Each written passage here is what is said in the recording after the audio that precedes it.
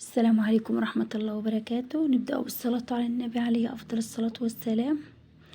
حبايب قلبي، أنا قلت نعمل معكم جولة كده. شوفوا الأرياف حلو ازاي.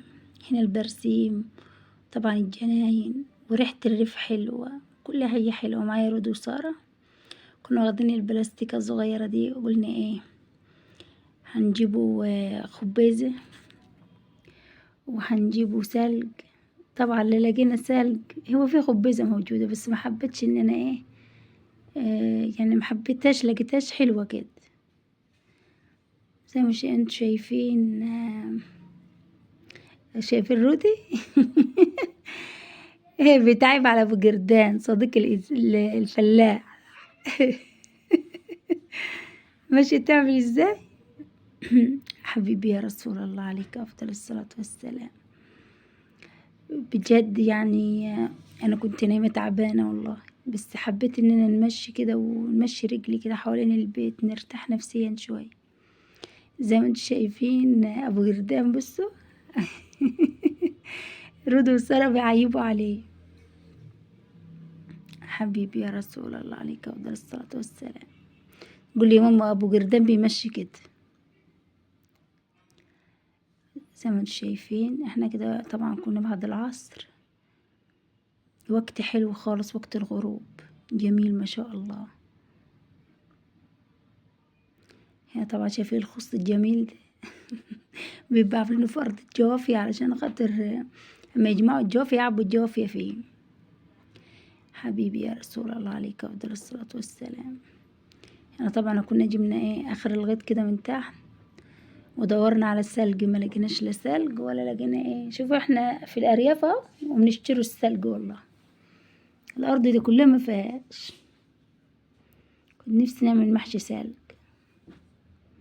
حبيبي يا رسول الله عليك افضل الصلاة والسلام. بجد اجواء حلوة خالص وريحة الارض حلوة والزراعة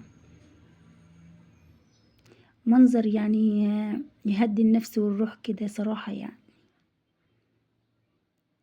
خصوصا رود وسارة معايا عفاريت ما بيسكتوش. اللهم صل وسلم وبارك عليك يا حبيبي يا رسول الله عليك افضل الصلاة والسلام. شايفين السما صافية وجميلة ازاي، كل حاجة حلوة كده. رود وسارة مشوا بعيد عني، بس بقى إيه لقوا كلب بيطلع عليهم يوم لا يهدى علي، يوم يجروا. منظر حلو خالص، الأرض كلها خضرة كده بالبرسيم، شكلها جميل. وخدنا شوية برسيم، طبعا من الناس اللي بتحش برسيم جنبنا، وهنقطعهم للبط. زي ما انتوا شايفين الفيديو ده انا مبسوطة منه بصراحة، لان انا كنت تعبانة ولما اتمشيت شوية كده حسيت ان انا مرتاحة والله. حبيبي يا رسول الله عليك افضل الصلاة والسلام. بجد المنظر تحفة تحفة ما شاء الله.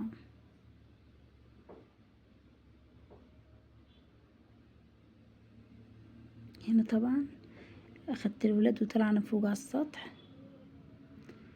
قلت لهم تعالى نخرط شوية البرسيم دولت كده. انا اول مرة نبان في الفيديو ونقول لكم مساء الخير، وحشتوني. هنا طبعا بنقطعوا البرسيم كده، بنخرطه بالسكينة. لازم بس السكينة تكون حامية، الواحد ياخد باله عشان ما يتعورش. ونحط شوية للفراخ وللبط. ما عملتش فيديو للطيور من زمان صراحة.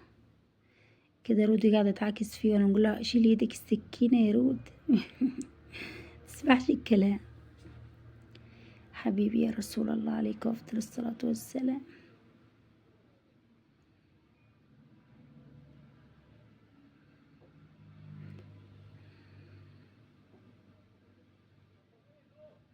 هو البرسيم طري وجميل، عشان لسه في اول السنة وكده.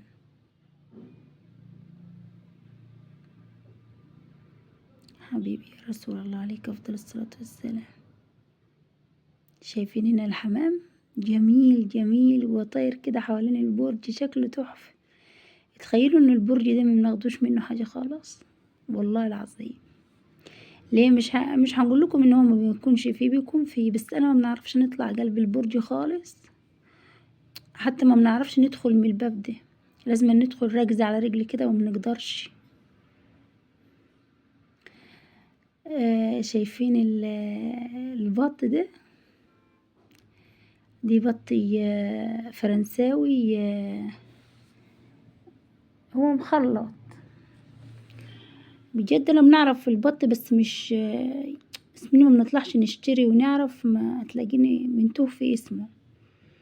شايفين رود وسارة؟ قلت لهم طب تعالوا حاولوا، اتحايلت على يوسف يطلع لي البرج، قلت له يا حبيبي لو فيه حمام هاتهولي، مرضاش.